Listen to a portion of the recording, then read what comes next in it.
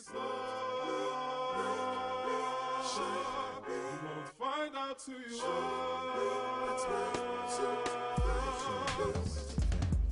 Crystal sands, addicted to the glitz and glam. Probably kicking back at Mr. Missing Dad and Christian fam. Sick of bland, simple tense, seeking, singing glamour pictures. Any bigger plans than photocopy, print and scan. Know she's better than them girls from ends. Serving temps with the thirst to spend and purchase stretch to stay ahead. My name is Soweto Kinch. I'm a jazz musician, alto saxophonist, and MC, hip-hop artist. Yeah. Paper flaunting, craze talking, agent Dwayne Austin came calling out for model types. To me, jazz is both a tradition, it's a heritage, it's a style of music, but far more than that, it's a culture and a feeling that the music gives you. It relates to everything from Buddy Bolden and Louis Armstrong at the beginnings of jazz right through to John Coltrane, Ornette Coleman, and what's happening today. So it's very much a tradition and a culture of which I'm proud to be a part of.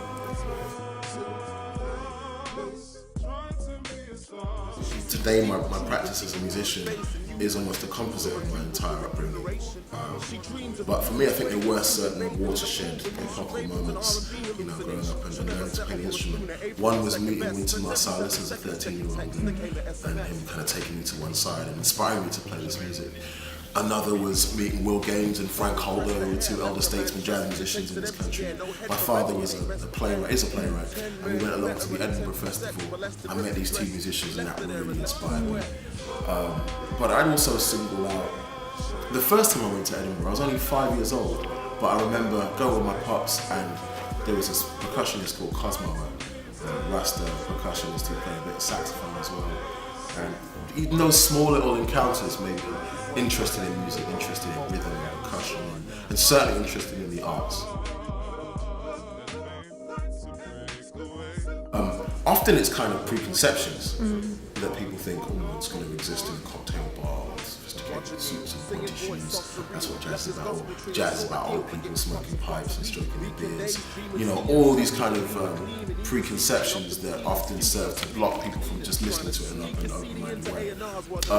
And also, I think the biggest challenge is just to play the music well. We're part of a tradition that includes John Coltrane and Charlie Parker, and Coy Tyner, and Sonny Rollins, and huge icons in music, let alone jazz, just music in general. So to be part of that lineage and to find your own way of saying something original is a constant challenge. But for me, I don't dwell on the negative things. I'm at a point now, thankfully, where I'm just doing what makes my ears excited. I'm less and less concerned about ticking a jazz box or ticking a hip hop box. It's just about representing art excellently and hopefully changing perception in the process. Kirsty Knight, seeking her perfection from a surgeon's knife. Never learned to type. Wow. It's almost impossible to remember the very, very first one I went to. But I do remember going to see Roy Hayes when I was 13. A lot of things happened in jazz times when I was 13. I started to see and understand, what jazz was about, and I really got the jazz bug from that point on. So yeah, possibly Ronnie Scott when I was a kid. Okay, that's cool. I also, just a flashback, I was about 5 years old and an auntie took me to go and see Dizzy Gillespie. I remembered nothing about it until much later when I knew who Dizzy Gillespie was. All I remembered was this trumpeter with massive cheeks playing a huge arena. So you kind of look back on his experience like, hang on, that must have been Dizzy Gillespie. I think a lot of people experience, in terms of getting into an art form, a point at which everything falls into place and you just want to play more. You want to go out to every single jam session. You're just overwhelmed with inspiration. You want to go to the library as I did and grab every single CD, download every single thing possible, watch every YouTube clip. And I think now, in fact, the resources are more available than they were when I was 13. I think that there'll be more people into jazz than fewer in the future. I don't want to waste my days. No one. That's a very profound question. I think my philosophy on art in general is to reclaim the power of music and art to change the world. A lot of people I talk to now are very much about, music, you just got to give the people what they want. You just got to, provide the marketplace where people are stupid, just dumb it down. If you want to sell loads of records, make something people understand.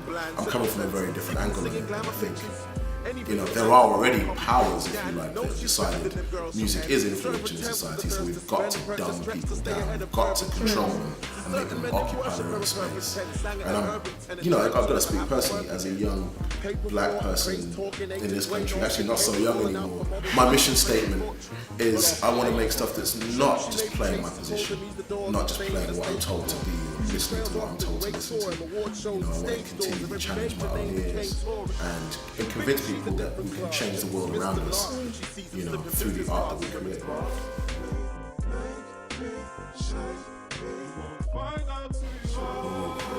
Wow. Oh, that's really difficult. You got me there.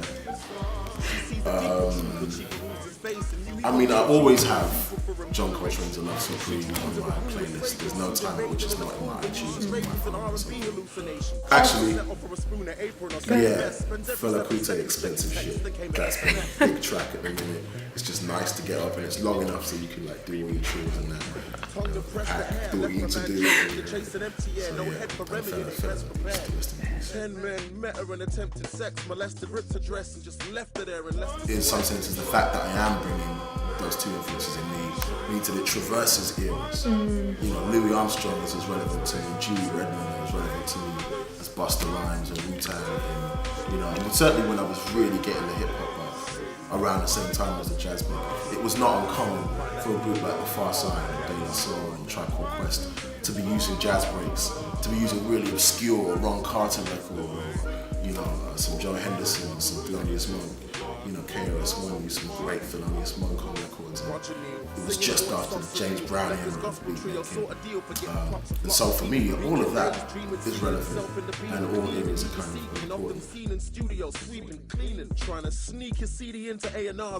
The thinking behind this album and what really inspired the title and all the songs on it is what freedom means to me personally and collectively.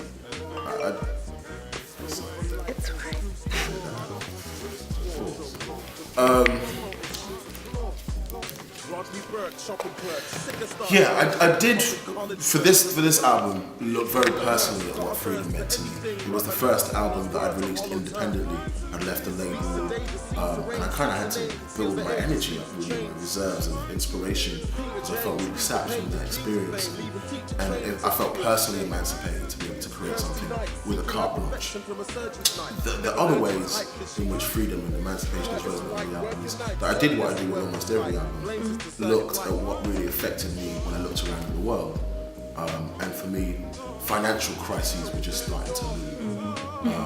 I felt that a lot of people weren't talking in the news about all of the food riots that were happening. This is like 2007, 2008. And that even though we had a black president being voted in the US, some of the same circumstances of a pre-racial, post whatever you want to call it, of a slavery era was still in place. Some of the inequalities were still very resonant. So I wanted to comment on that. I also wanted to comment on these banking crises and the fact that all of us are locked into a new sort of form of wage slavery, that unless we're really analytical about these systems that operate around us. And you only have to look now at the Occupy Wall Street, Occupy London movements, all these different movements, to realise that people are becoming very sensitised and freedom is starting to resonate with everyone.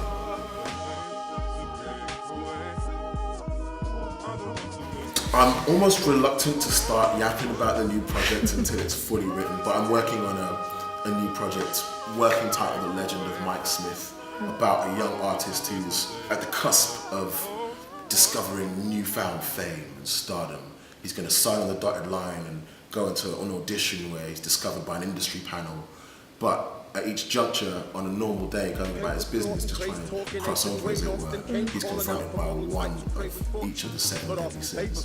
So lust, gluttony, greed, sloth, and envy, and all these things consume him. And it's really a study in how personally he deals with all these things, how lyrically those affect him, and also societally. I feel that in the age of Dante writing, the Inferno, or the age of Dr. Faust, sin was still viewed as something that's legacy to purify yourself. Now it's virtuous. As much lust as possible, please, and media as much greed and gluttony as you can possibly get your fill of.